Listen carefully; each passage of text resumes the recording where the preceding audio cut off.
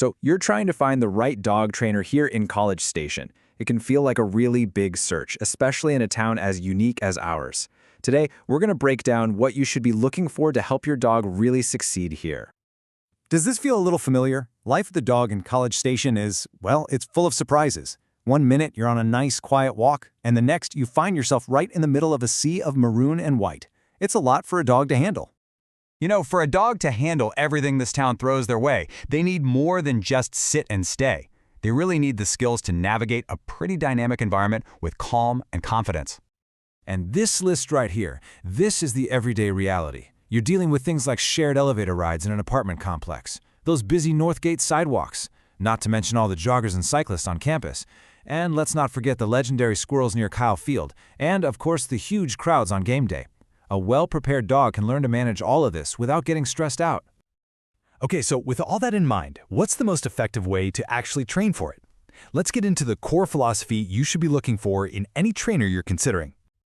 The main idea here is something called positive reinforcement, and it's actually a pretty simple concept.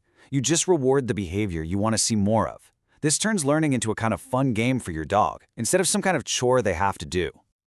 And this really gets to the heart of it. When training is a positive experience, it's not just about learning commands. It's really about making that bond you have with your dog even stronger. You're building a partnership based on trust.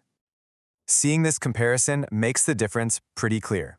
Positive methods are all about building your dog up by rewarding them when they make good choices. On the flip side, harsh, punishment-based methods can often create fear and anxiety, which can actually make behavior problems even worse. All right, so now that we know what we're looking for in a method, let's talk about who. How do you actually find a qualified professional who uses these effective, humane approaches? Now here's something you really need to know. Texas does not license dog trainers.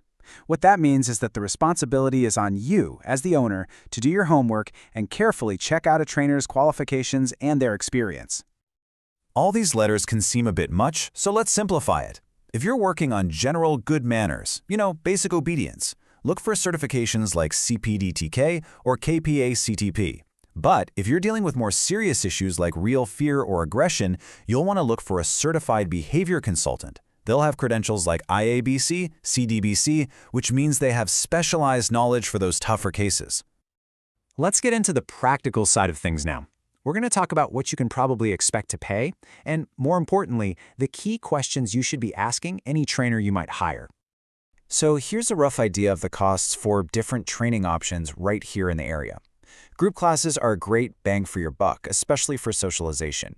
Private sessions give you that one-on-one time for specific issues. And then you have board and train programs, which are much more intensive, and you can see the price reflects that. These 5 questions right here are your best friend when you're vetting a trainer. You'll want to pay really close attention to their answer about methods and tools. A good, qualified trainer will be totally open and happy to explain their positive approach, and will never make you feel pressured. Okay, so once you've started working with a trainer, that's when the real work begins. Now you've got to take those skills you're learning and start applying them in real-world settings all around College Station. When it comes to off-leash work, which is so important for reliable recall, you've got to stick to designated safely fenced areas. Places like Steeplechase or University Dog Park are just perfect for this kind of practice. And for practicing those all-important leash skills, we have some fantastic options around here. You could start somewhere a little quieter, like the trails at Lick Creek Park, and then gradually work your way up to busier places like the pathways over at Wolf Pen Creek. When you boil it all down, it really comes to this. The right trainer is someone who uses humane methods and who actually understands your daily life here. They have to get the unique challenges that come with having a dog in a bustling college town. And that's the goal, right? A dog that feels confident and behaves well can be a real part of your life here. They'll be able to join you for all sorts of adventures you have around town. So, good luck with your training journey. Enjoy that confidence that comes from having a wonderful canine partner, whether you're just at home, you're out and about around town, or you're meeting new people.